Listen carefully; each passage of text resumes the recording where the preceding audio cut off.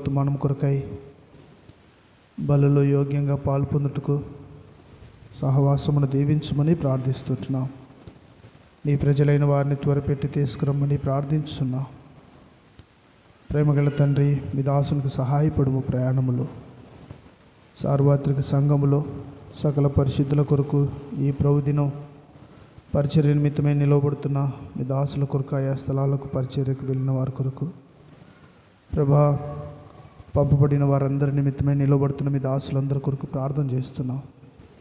మీరే బలపరిచి సహాయం చేయమని వేడుకొస్తున్నాం. తండ్రి, ఈ ప్రభుదినమంతటిలో కృప చూపించి నడిపించమని, మేలు కొరకే మమ్మల్ని అందరినీ కరుణించమని, జ్ఞాపకం చేసుకునమని, మా ప్రార్థన ఆలకించి అంగీకరించమని ప్రభువైన యేసుక్రీస్తు నామమున ప్రార్థించి వేడుచున్నాం తండ్రి. ఆమేన్.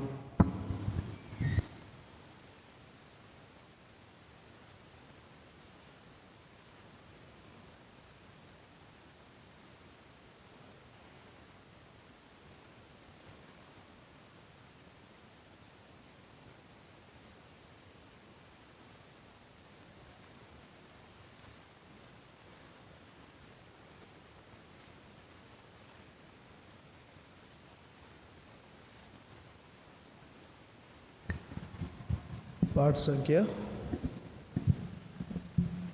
195. కొత్త పుస్తకంలో, పాత పుస్తకంలో 193. నీ మందిరము అతి శృంగారము నీ ప్రజలందరికీ అని పాటను పాడుకుంటాం. పాట సంఖ్య 195.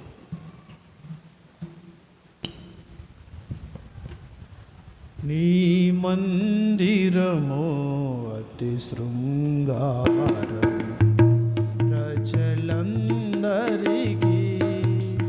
మహిమా తేజస్సు మెండుగా నింపే నూతన పరచు దేవా.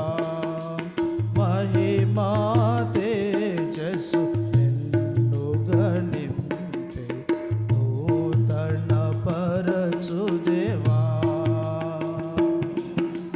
నీ రక్తము చిందించి నూతన జన్మమునిచ్చి, నీ రక్తము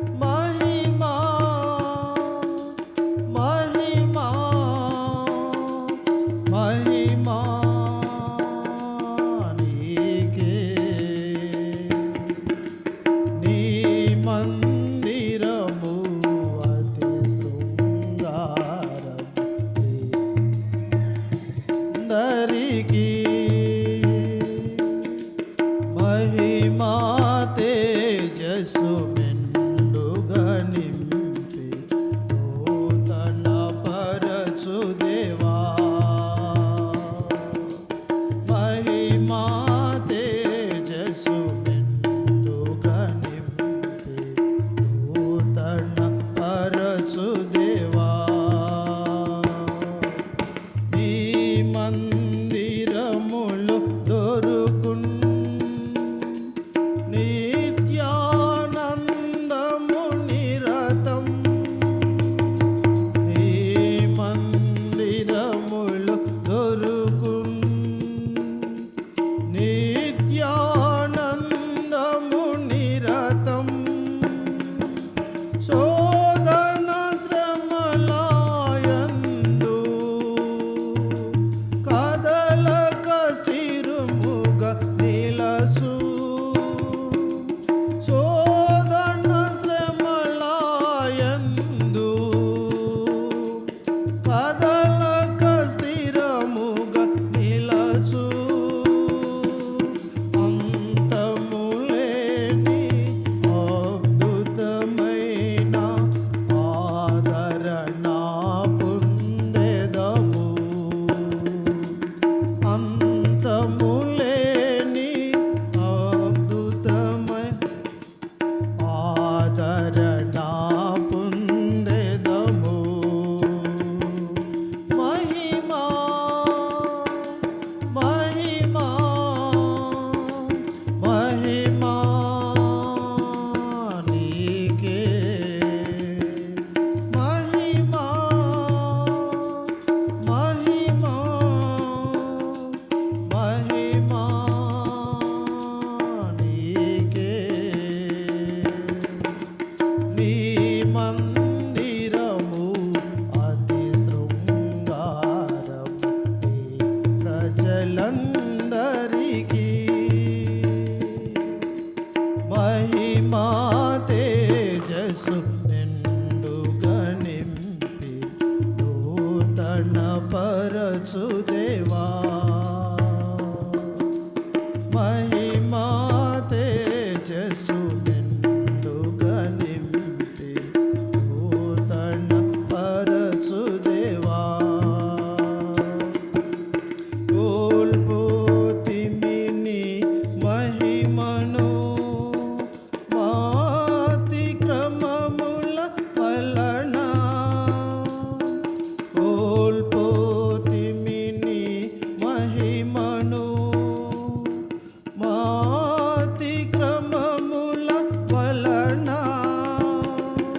క్షమించి నింపుము దేవా. మహాప్రభావ మహిమను క్షమించి నింపుము దేవా.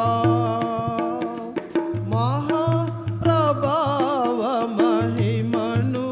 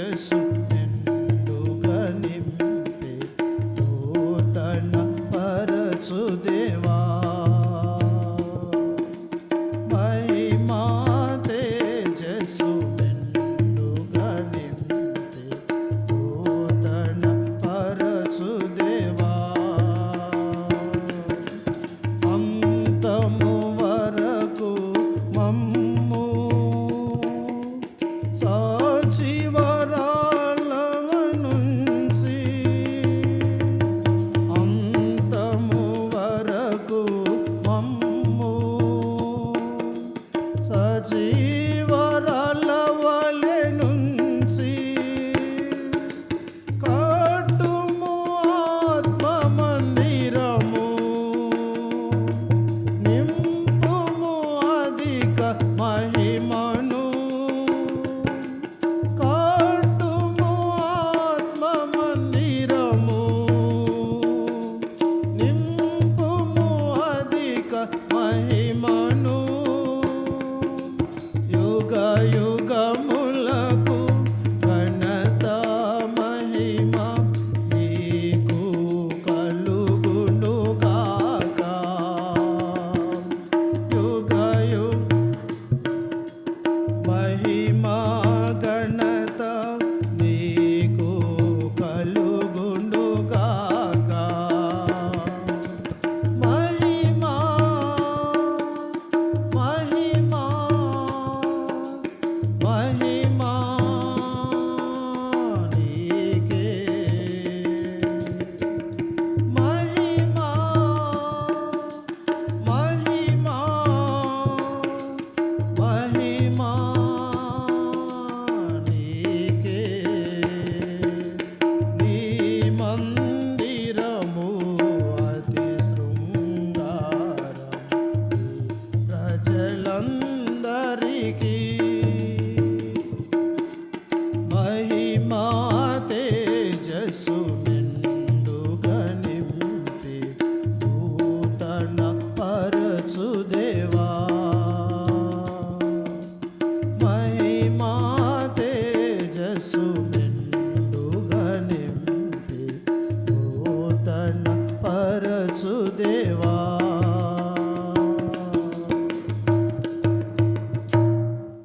పాట సంఖ్య కొత్త పుస్తకంలో అయితే 178, పాత పుస్తకంలో అయితే 176. పొంది తిని నేను ప్రభువాని నుండి ప్రతి శ్రేష్ఠ ఈవిని ఈ భువి యందు చెప్పసఖ్యము కానీ ఆయన వరంను గూర్చి దేవునికి స్తోత్రం. పాట సంఖ్య 178, 176. పొంది తిని నేను ప్రభువాని నుండి ప్రతి శ్రేష్ఠ ఈవిని ఈ భువి యందు పొంది తిని నేను ప్రభువాని నుండి ప్రతి శ్రేష్ఠ ఈవిని ఈ భువి యందు జీవిత యాత్రలో సాగి వచ్చి తిని జీవిత యాత్రలో సాగి వచ్చి తిని ఇంతవరకు నాకు తోడై ఉండి ఇంతవరకు నాకు తోడై ఉండి ఎబినేజరువై ఉన్నావు యేసు ప్రభువా ఎబినేజరువై ఉన్నావు యేసు ప్రభువా నా రక్షణకర్తవు నీవైతివి నా రక్షణకర్తవు నీవైతివి పొంది తిని నేను ప్రభువా నీ నుండి ప్రతి శ్రేష్ఠ ఈవిని ఈ భువి యందు పొంది తిని నేను ప్రభువా నీ నుండి ప్రతి శ్రేష్ఠ ఈవిని గాలి తుఫానులలో నుండి వచ్చి తిని గాలి తుఫానులలో నుండి వచ్చి తిని అంధకార శక్తుల ప్రభావము నుండి అంధకార శక్తుల ప్రభావము నుండి నీరెక్కల చాటున నన్ను దాచితివయ్యా నీరెక్కల చాటున నన్ను దాచితివయ్యా నీవే ఆశ్రయ దుర్గం వైతివి నీవే ఆశ్రయ దుర్గం వైతివి పొంది తిని నీడే అతి శ్రేష్ఠ ఇవి నీ భువియందు పొందేటి నీనేలు ప్రభువా నీ నుండి అతి శ్రేష్ఠ ఇవి నీ భువియందు కష్ట దుఃఖంబులు నాకు కలుగాగా కష్ట దుఃఖంబులు నాకు కలుగాగా నన్ను చేర తీసి ఓదార్చితివే నన్ను చేర తీసి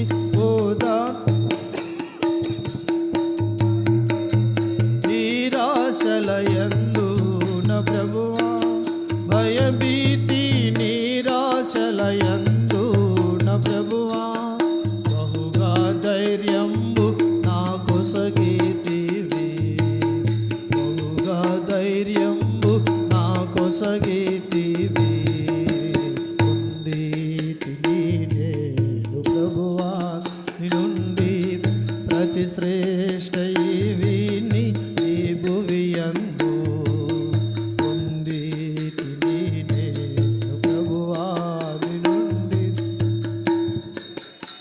ఇవి నీ భువియందు నా దేహమందు నా ముళ్ళు నుంచితివి నా దేహమందు నా ముళ్ళు నుంచితివి సాతానుని దూతగా నలుగా గొట్టన్ సాతానుని దూతగా నలుగా గొట్టన్ వ్యాధి బాధలు బలహీనతలందు వ్యాధి బాధలు బలహీనతలందు కృపను నాకు దయచేసితివి ఈ కృపను నాకు దయచేసితివి పొందేటి నీనేలు ప్రతి శ్రేష్ఠ ఇవి నీ భువియందు పొందేటి నీనేలు ప్రభువా నీ నుండి ప్రతి శ్రేష్ఠ ఇవి నీ భువియందు నీ ప్రేమ చేత ధన్యుడనైతిని నీ ప్రేమ చేత ధన్యుడనైతిని కృతజ్ఞతాస్తుతులు చెల్లించెదను కృతజ్ఞతాస్తుతులు చెల్లించెదను కష్ట పరీక్షల యందు నా ప్రభువా కష్ట పరీక్షల యందు నా ప్రభువా జీవితము నాకు నేర్పించితివి జీవితము నాకు నేర్పించితివి పొందేటి నీనేలు ప్రభువా నీ నుండి ప్రతి శ్రేష్ఠ ఇవి నీ భువియందు పొందేటి నీనేలు ప్రభువా నీ నుండి ప్రతి శ్రేష్ఠ ఇవి నీ భువియందు. చివరిగా పాట సంఖ్య 165 కొత్త పుస్తకంలో అయితే పాత పుస్తకంలో అయితే 163 సన్నుతించెదను ఎల్లప్పుడు నిత్యము ఆయన కీర్తి నా నోట నుండు నేను ఎల్లప్పుడూ యెహోవాను సన్నుతించెదను. పాట సంఖ్య 165 163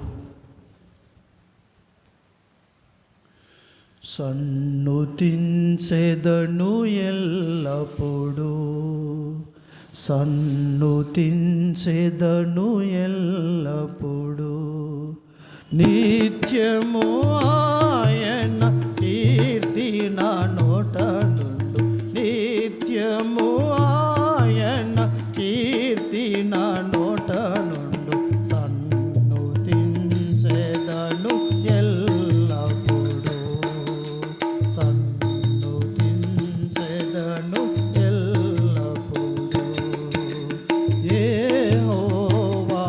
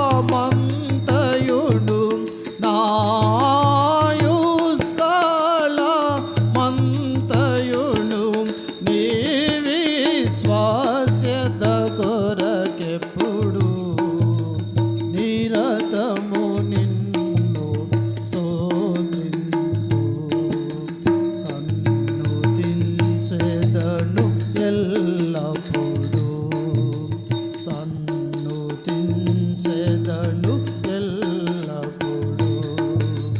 మహోన్నతమై నది నీదు మహిమా ఘనత ప్రభావము బల ప్రభువా. మహోన్నతమై నది నీదు మహిమా ఘనత ప్రభావము బల ప్రభువా.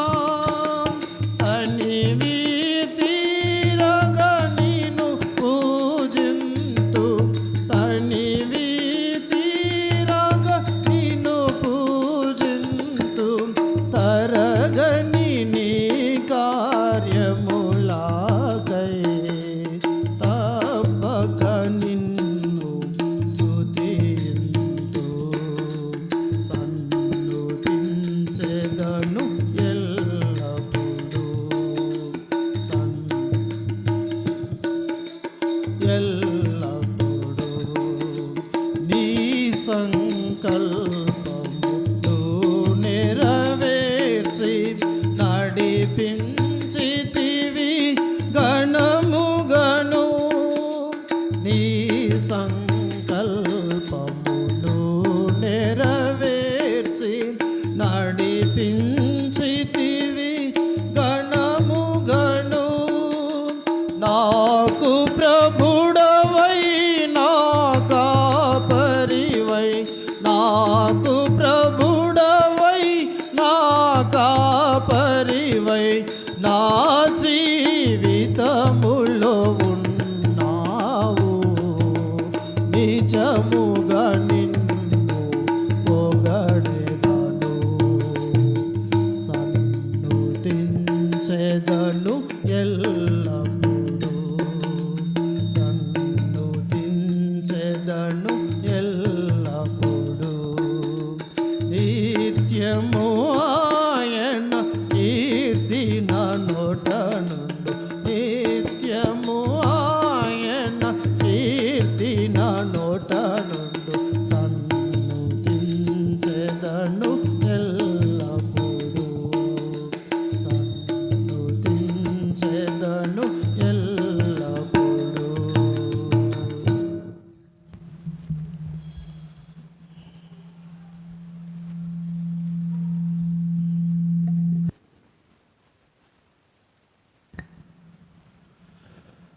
ఆరాధన కొరకై ఉదయకాల ఆరాధన కొరకు పరిశుద్ధ గ్రంథం బైబిల్లో నుండి 84వ కీర్తన, 84వ కీర్తన మొదటి 4 వచనములో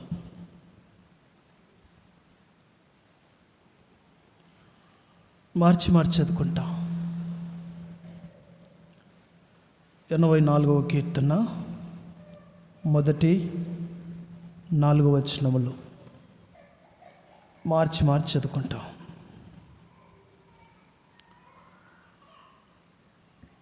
మీ భాగమును చదివేటప్పుడు బైబిల్ని అనుసరించి చదవండి. కామ ఉన్న కాడ కాస్త ఆగి బైబిల్ని అనుసరించి చదవాలి. స్పీడ్గా ఫాస్ట్గా చదివితే అది అర్థం కాదు. బైబిల్ ఎట్లా వ్రాయబడి ఉందో అట్లనే చదవాలి. మీ భాగమును ఆ విధంగా చదవండి. సైన్యములకు అధిపతివగు యెహోవా, నీ నివాస స్థలములు, నీ నివాసములు ఎంత రమ్యములు.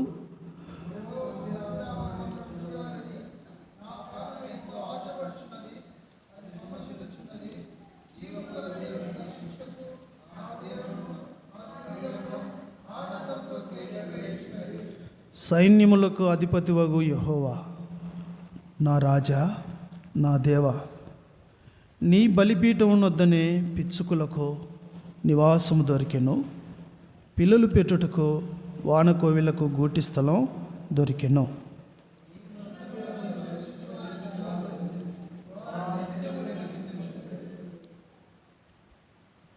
ప్రార్థన చేసుకుంటాం. ప్రేమగల మా పరలోకపు తండ్రి,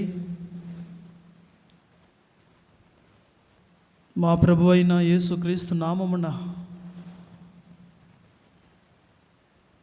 వందనములు, స్తోత్రములు, కృతజ్ఞతాస్తుతులు చెల్లించుచున్నా. ప్రభు దినం ఉదయకాలం నీ మందిరావరణములో చేరి మా ప్రభువును, నీ ప్రియకుమారుడు ప్రభు అయిన యేసుక్రీస్తు నామమున స్తుతిస్తుంటున్నాం. ఉదయకాలం నీ మందిరావరణంలో నిన్ను ఆరాధించడానికి ముందుగా ప్రేమగల తండ్రి, ఆరాధన కొరకై లేఖన భాగములు 84వ కీర్తన చదువుకుంటుమి. మొదటి 4 వచనములు. ప్రేమగల తండ్రి, ఇందులో ఉన్న వాక్యమును మాకు బయలుపరచండి. ఈ లేఖనాలను అనుసరించి ప్రభా నీ సన్నిధిలో నిన్ను ఆరాధించుటకు మమ్మల్ని సిద్ధపరచండి. నీ వాక్యమును మాకు దయచేయండి. యేసు నామములో ప్రార్థిస్తున్నాం తండ్రి, ఆమేన్. 84వ కీర్తన కోరాహు కుమారులు రాసిన కీర్తన.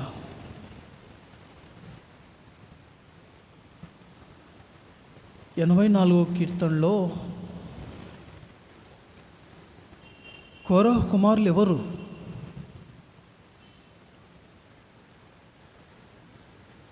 కోరాహు లేవి గోత్రానికి చెందినవాడు. లేవి గోత్రము నుండి దేవుడు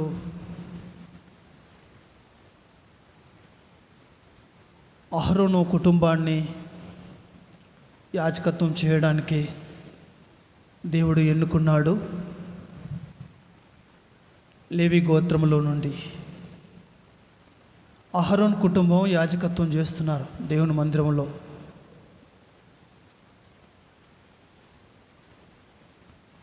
లేవి గోత్రములో నుండి కొందరిని లేవీలను దేవుని మందిరంలో సేవ చేయడానికి కొందరిని ఏర్పరచుకున్నాడు. ఆ లేవి గోత్రములో నుండి వచ్చిన వాడే కోరాహు. ఈ కోరాహు కొంతమందిని పోగేసుకుని, ముఖ్యులైన మనుషులను పోగేసుకుని సంఘంలో మోసే మీద, అహరోను మీద తిరగబడ్డాడు. కోరాహు అతనితో పాటు దాతాను, అబీరాములు వీళ్ళు ఏం చేసినారంటే మోసే, అహరోనుల మీద తిరగబడ్డారు. మీరు మాత్రమేనా పరిశుద్ధులు, మేము కాదా అని. అంటే ఇతను కూడా లేవి గోత్రం నుండి వచ్చిన వాడే కదా కోరాహు కూడా. కాబట్టి లేవి గోత్రం నుండి వచ్చిన వాడే అహరోను. అహరోను కుటుంబాన్ని దేవుడు ఎన్నుకున్నాడు ప్రధాన యాజకత్వం చేయడానికి, దేవుని మందిరంలో యాజకత్వం చేయడానికి. ఈ కోరాహు లేవి గోత్రం నుండి వచ్చిన వాడే కాబట్టి నేను కూడా యాజకత్వం చేస్తాను, మీరు మాత్రమేనా పరిశుద్ధులు, మేము కాదా అని చెప్పేసి మోసే మీద, అహరోను మీద తిరుగుబాటు చేశారు, తిరగబడ్డారు. తిరగబడితే ఇంకా దేవునికి కోపం వచ్చింది. దేవునికి కోపం వస్తే సరే, వాళ్ళు లేవి గోత్రం నుండి వచ్చారు, వారు ధూపార్తులు తీసుకొని రమ్మను ఆ స్థలానికి. దేవుడు ఎవరిని అంగీకరిస్తే వాళ్ళు సరే అని చెప్పి మోసే కోరాహు తరపున దాతాను, అబీరాములు 250 మందిని పోగు చేసుకున్నాడు. ఈ మహానుభావుడు పోగు చేసుకున్న తర్వాత మోసే, అహరోనులు, మోసే అంటాడు, సరే నువ్వు పరిశుద్ధ స్థలానికి తీసుకురా, నీ ధూపార్తులను తీసుకునిరా, నువ్వు లేవీయుడివే, యాజకత్వం చేయాలంటే దేవుడు ఎన్నుకుని ఉండాలా. సరే నువ్వు ధూపార్తులను మీరు తీసుకుని రండి అంటే సరే అని చెప్పేసి వాళ్ళకు సంబంధించిన వారందరూ, కోరాహుకు సంబంధించిన వారందరూ వచ్చేసినారు. వాళ్ళతో పాటు మోసే, అహరోనులతో పాటు ఇశ్రాయేలు సర్వసమాజం, ఇశ్రాయేలు పెద్దలు కూడా వచ్చేసినారు ఆ స్థలానికి. చేస్తే మోసే ఏమంటాడంటే ఇశ్రాయేలు సర్వసమాజంతో, మీరు ఆ గుంపులో నుండి బయటకు రండి, మీరు ఆ గుంపులో నుండి బయటకు రండి. ఆ 200 కోరాహుకు, దాతాను, అబీరాములకు వాళ్ళు తో పాటు పోగైన వారి గుంపులో నుండి ఇశ్రాయేలు పెద్దలతో అంటాడు, మీరు బయటకు రండి. మోసే మాట విని వాళ్ళంతా బయటకు వచ్చిన తర్వాత, పక్కకు వచ్చిన తర్వాత దేవుని యొక్క ఉగ్రత, దేవుని యొక్క కోపం కోరాహు మీద, దాతాను అభిరాముల మీద, ఆ 250 మంది మీద, కోరాహుకు సంబంధించిన వారందరి మీద, వారి సంపాద్య స్వాస్థ్యం మీద దేవుని యొక్క కోపం దిగి వచ్చింది. ఆ 250 మంది కోరాహుకు, దాతాను అభిరాములకు సంబంధించిన వారందరూ, కోరాహు సర్వ సంపాద్యం అంతా అక్కడ ఉందట.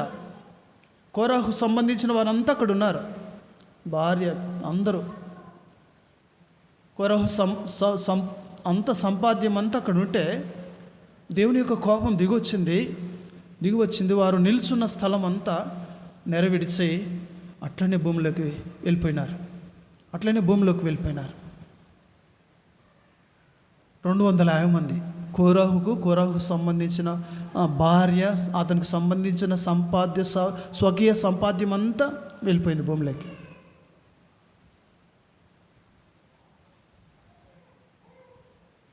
ఆ కోరాహుకు సంబంధించిన కోరాహు కుమారులే ఈ కీర్తన రాశారు.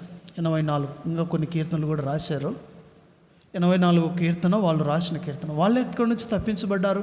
కోరాహుకు సంబంధించిన వారందరూ భూమిలోకి మృంగివేయబడినారు కదా, భూమిలోకి వెళ్ళిపోయినారు కదా, నెరవిడిచి భూమిలోకి వెళ్ళిపోయినారు కదా. మరి వీళ్ళు ఎక్కడి నుండి వచ్చారంటే కోరాహు కుమారులు తండ్రి పాపములో వారు ఏకీభవించలేదంట. నాన్న నువ్వు చేసేది తప్పు, దైవజన్ మీద వాళ్ళు దైవజనులు, వాళ్ళు దేవుడు ఎన్నిక చేసుకున్న వాళ్ళు, వాళ్ళ మీద నువ్వు ఎందుకు తిరగబడతావు, అది తప్పు, అలా చేయకూడదు అని చెప్పేసి తండ్రి విషయంలో కోరాహు కుమారులు ఏకీభవించలేదంట.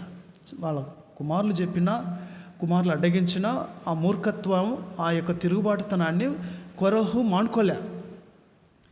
తండ్రి విననందున కుమారులు ఏం చేశారంటే, కోరాహు సంబంధించిన కుమారులు, మా తండ్రి ఇంకా మూర్ఖుడు, వినడు, తిరుగుబాటు చేసేవాడు, సరే అని చెప్పి తండ్రి పాపంలో ఏకీభవించకుండా వీళ్ళు పక్కకు వేయదొలిగినారట.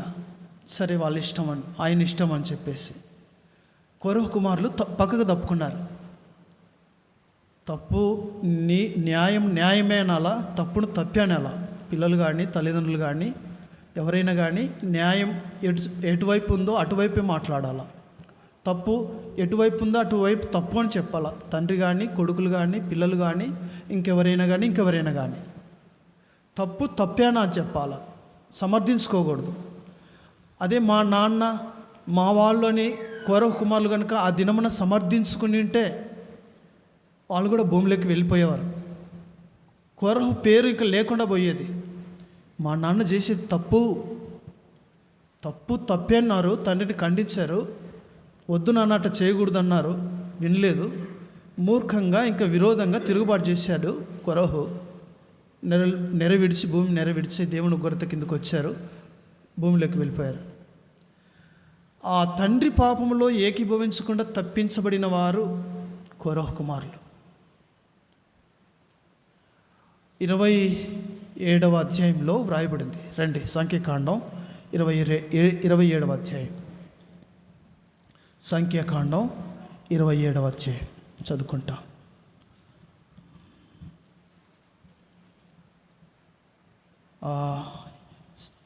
26వ అధ్యాయం 26వ అధ్యాయం చదవండి. 9వ వచనం నుండి. సంఖ్యాకాండం 26వ అధ్యాయం 9వ వచనం 11వ వచనం వరకు చదవండి. చదవగలిగిన వారు చదవండి అన్నప్పుడు వెంటనే చదవాలా. 9వ వచనం నుండి. కోరాహు తన సమూహంలో పేరు పడినవాడు, అతని సమాజము యెహోవాకు విరోధముగా వాదించినప్పుడు, సమాజంలో మోసే అహరోనులకు విరోధముగా వాదించిన దాతాను అభిరాములు వీరు. ఆ సమూహపు వారు మృతి పొందినప్పుడు అగ్ని 250 మందిని భక్షించినందునను భూమి తన నోరు తెరచి వారిని కోరహును మృంగివేసినందునను వారు దృష్టాంతములైరి. 11 వచనం. అయితే కోరహు కుమారులు చావలేదు. ఎందుకు చావలేదంటే తండ్రి పాపములో వీరు కనుక ప్రతిస్పందించి ఉంటే, తండ్రికి తప్పు అని చెప్పి తెలిసి కూడా తండ్రితో పాటు ఏకీభవించి ఉంటే కనుక వీళ్ళు కూడా చనిపోయేవాళ్ళు. తండ్రి పాపములో వీళ్ళు ఏకీభవించలేదు. తండ్రి తిరుగుబాటుతనాన్ని వీళ్ళు వ్యతిరేకించారు. తప్పు, అది చేయడం తప్పు, అలా మాట్లాడడం తప్పే అన్నారు. కాబట్టి బ్రతికిపోయినారు. దేవుని ఉగ్రత నుండి వీరు బ్రతికించబడ్డారు, తప్పించబడ్డారు. తండ్రితో పాటు మరణం కాకుండా వీరు తప్పించబడ్డారు. కోరహుకు సంబంధించినదంతా భూమిలోకి వెళ్ళింది. భార్య ఇంకా తక్కిన సంపాద్యం అంతా భూమిలోకి వెళ్ళిపోయింది. కోరహు కుమారులు ఏకీభవించలేదు కాబట్టి వాళ్ళు చావలేదు అని దేవుని వాక్యంలో రాస్తుంది. వాళ్ళే 84వ కీర్తన రాస్తారు.